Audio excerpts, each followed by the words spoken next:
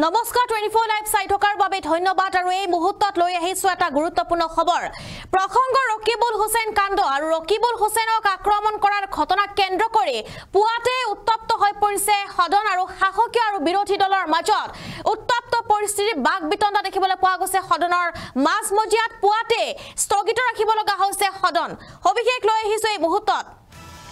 ৰকিবুল হুছেইনৰ কাণ্ডই জুকাৰিছে সমগ্ৰ ৰাজ্য আৰু প্ৰথমতে উত্তপ্ত হৈ পৰিছে বিধানসভা পুৱাতে বিধানসভা উত্তপ্ত হৈ পৰিছে প্ৰথমতে পুনৰ স্থগিত বিধানসভা পুনৰ স্থগিত ৰাখিব লগা হৈছে বিধানসভা ৰকিবুল হুছেইনৰ কাণ্ডক কেন্দ্ৰ কৰি উত্তপ্ত পৰিস্থিতি আৰম্ভ হোৱাৰ লগে লগে উত্তপ্ত পৰিস্থিতি সদন আৰু সদনত ৰকিবুল হুছেইনৰ প্ৰসংগ আৰু ৰকিবুল হুছেইনৰ প্ৰহাৰক কেন্দ্ৰ কৰি তীব্ৰ বাক বিতণ্ডা দেখিবলৈ পোৱা গৈছে তীব্ৰ বাক বিতণ্ডা এবাৰ শাসক আৰু বিৰোধী দলৰ মাজত আৰু যেটো সদনত ৰকিবুল হুছেইনৰ আক্ৰমণৰ ঘটনাক কেন্দ্ৰ কৰি উত্তপ্ত পৰিস্থিতি দেখিবলৈ পোৱা গৈছে সদনৰ মজিয়াত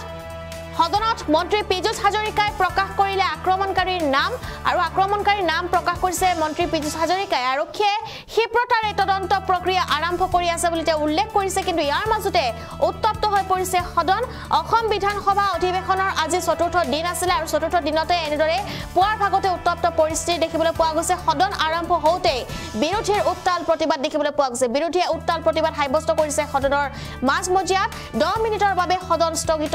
অধ্যক্ষ আৰু 10 মিনিটৰ বাবে সদন স্থগিত ৰাখিব লগা হৈছে অধ্যক্ষই আৰু দোষী কৰায়ত্ব কৰা আৰু সাংসদগৰাকীৰ নিৰাপত্তাৰ দাবীত প্ৰতিবাদ সাব্যস্ত কৰিছে বিৰোধীয়ে এনেদৰে কেইবাটাও দাবী জনাইছে ৰকিবুল হুছেইনৰ আক্ৰমণৰ ঘটনাক কেন্দ্ৰ কৰি উত্তপ্ত হৈ পৰিছে সদন আৰু পুৱাৰ ভাগতে সদন হৈ পৰিছে উত্তপ্ত সদনত মন্ত্ৰী পীযুষ হাজৰিকাই প্ৰকাশ কৰিলে আক্ৰমণকাৰীৰ নাম আৰু বিৰোধীয়ে যেটো কেইবাটাও দাবী কৰিছে যে যিসকল দোষী তেওঁলোকক অতি শীঘ্ৰেই কৰিব লাগে গ্ৰেপ্তাৰ আৰু তেওঁলোকক যেটো শাস্তি দিব লাগে বুলি উল্লেখ কৰিছে বিৰোধী আৰু এনে সময়তে উত্তপ্ত হৈ পৰিছে সদনৰ মাজমজিয়াত বিৰোধীয়ে প্ৰতিবাদ সাব্যস্ত কৰিছে ৰকিবুল হুছেইনৰ আক্ৰমণৰ ঘটনাক লৈ এতিয়া তীব্ৰ চাঞ্চল্য সমগ্ৰ ৰাজ্যতে আৰু সদনতো এনেদৰে সদন বাৰম্বাৰ স্থগিত ৰাখিব লগা হৈছে কিয়নো বিৰোধী আৰু শাসকীয়ৰ মাজত দেখিবলৈ পোৱা গৈছে তীব্ৰ বাক বিতণ্ডা যাৰ বাবে সদনত উত্তপ্ত পৰিস্থিতি পোৱাৰ ভাগতে আৰু সদনত পোৱাৰ ভাগতে এক উত্তপ্ত পৰিস্থিতি সৃষ্টি হৈছে ইতিমধ্যে মন্ত্ৰী পীযুষ হাজৰিকাই যিসকল দোষী সেইসকলৰ নাম উল্লেখ কৰিছে আৰু বিৰোধীয়ে কৈছে যে ইতিমধ্যে তেওঁলোকক শাস্তি দিব লাগে অতি শীঘ্ৰে সাংসদ ৰকিবুল হুছেইনৰ আক্ৰমণকাৰীক চিনাক্ত কৰা হৈছে কিন্তু ইয়াৰ মাজতে সদনত উত্তপ্ত পৰিস্থিতিয়ে বিৰাজ কৰিছে কংগ্ৰেছ বিধায়কৰ প্ৰতিবাদত স্থগিত সদন আৰু 10 মিনিটৰ বাবে সদন স্থগিত ঘোষণা অধ্যক্ষ বিশ্বজিৎ দৈমাৰীয়ে সভা স্থগিতৰ প্ৰস্তাৱ নাকচ কৰিছিলে আৰু দেখিবলৈ পোৱা গৈছে যে শাসক আৰু বিৰোধীৰ মাজত তীব্ৰ বাকযুদ্ধ আৰু যাৰ বাবে সদন স্থগিত ৰাখিব লগা হৈছে কিন্তু মই ৰুল অনুযায়ী কথাটো কৈ আছো এটাটো হল মুখ্যমন্ত্ৰী ডাঙৰীয়া আজি সদনত নাই পাৰ্লিয়ামেণ্টাৰী এফেয়াৰ্ছ মিনিষ্টাৰ মই এইটো আলোচনা কৰিম এইটো আজি 17 মিনিটত তোৰ প্ৰগ্ৰাম পুলিচ কন্ট্ৰোল নগাঁৱত জনোৱা হৈছে মহোদয় সঞ্জীৱ ৰয় ওচিক জনোৱা হৈছে ৰূপহীহাটৰ তাৰ পিছত মহোদয় যেটো চৰকাৰে ক'লে যিকোনো মিটিং হলে আনকি কাৰোবাৰ ঘৰৰ চোতালত এখন ৰাজহুৱা মিটিং নহয় চোতালত 2 বজাৰ পৰা 5 বজালৈ মিটিং কৰিম বুলি নগাঁও ডিস্ট্ৰিক্ট মেজিষ্ট্ৰেসি ব্ৰাঞ্চৰ পৰা পাৰমিশন লোৱা হৈছে তাৰ পিছত যদি এজন লোকসভাৰ প্ৰতিনিধিৰ এনেকুৱা নিৰাপত্তা নিশ্চিত নহয় সাধাৰণ নাগৰিকৰ বাবে কি হ'ব পাৰে যেটো কথা আমি এতিয়ালৈকে অনা নাই মহোদয় প্ৰতিদিনে বিভিন্ন ধৰণৰ ঘটনা ঘটি আছে সেই গতিকে নাগৰিকৰ সুৰক্ষাটোৱে আটাইতকৈ ডাঙৰ কথা মহোদয় আমি বাজেটত যিখিনি পাছ কৰিম সেইখিনিতো কোনোবা মানুহে ল'ব লাগিব কিন্তু যদি জনজীৱন সংকিত হৈ থাকে কেনেকৈ সেইখিনি ফল উপভোগ কৰিব সেই গতিকে মহোদয় এই বিষয়টো আপুনি অনুগ্ৰহ কৰি আটাইতকৈ গুৰুত্বপূৰ্ণ বুলি বিবেচনা কৰক আৰু আমাক সময় দিয়ক স্যাৰ কংগ্ৰেসৰ সৰকাৰ আছিল তেখেতলোকৰ ওপৰত দলবদ্ধ আক্ৰমণ হৈছিল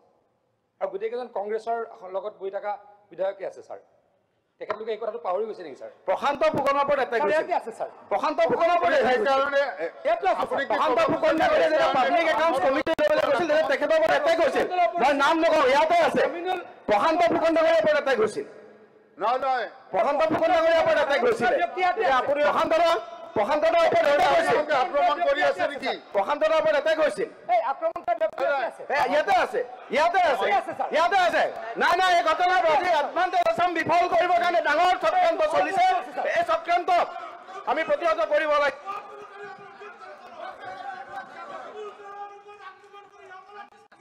As per rule, যেহেতু আমি ফাইনেন্সিয়েল গ্ৰান্টৰ আলোচনাৰ দিনা সভা স্থগিত ৰাখি পালে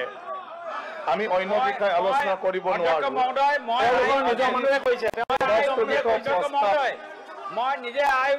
মই পাইছো এই সভা